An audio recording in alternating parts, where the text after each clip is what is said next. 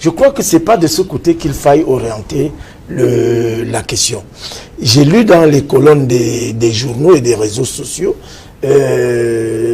Guébaï Gatama, qui se réclame être le porte-voix, le porte-parole du Grand Nord et le revendicateur des acquis du Grand Nord, qui se plaignait de ce que le Grand Nord avait perdu une position de pouvoir.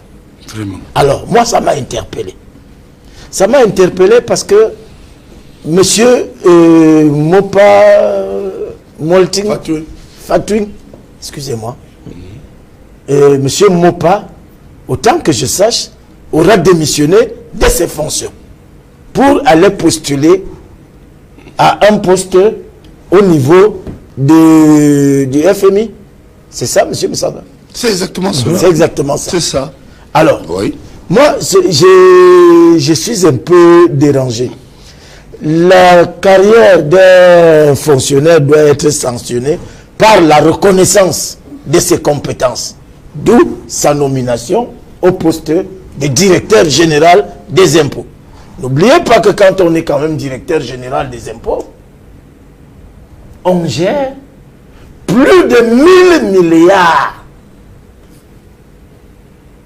Alors, faire le choix de quitter les impôts, c'est-à-dire le sommet de l'administration, de ce qu'on a appris dans sa vie, et c'est pourquoi on a été appelé à servir son pays, pour aller être cadre, fût-ce à la Banque mondiale. On a dit pour aller squatter dans les, je crois que dans les couloirs de la Banque il y a quand mondiale. même quelque chose. Et moi, je voudrais... Cette chose, c'est quoi? Ça je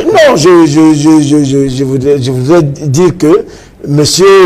Mopa s'est peut-être montré un peu proactif.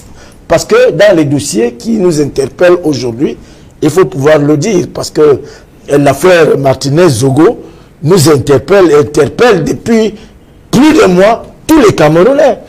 Et M. Mopa n'est pas innocent dans ce qui semble être reproché à M. Amougou Belinga. Parce que M. Mopa est par exemple au TCS, vous le savez. Il est au TCS. Oui, bien sûr. Alors, étant donc parti aux États-Unis, est-ce que vous êtes sûr que... Bon, il est au TCS pour d'autres affaires. Hein. Oui, est-ce que étant donc parti aux États-Unis, que si on l'appelle, si on le convoque pour ces affaires qu'il amène au TCS, est-ce qu'il sera là?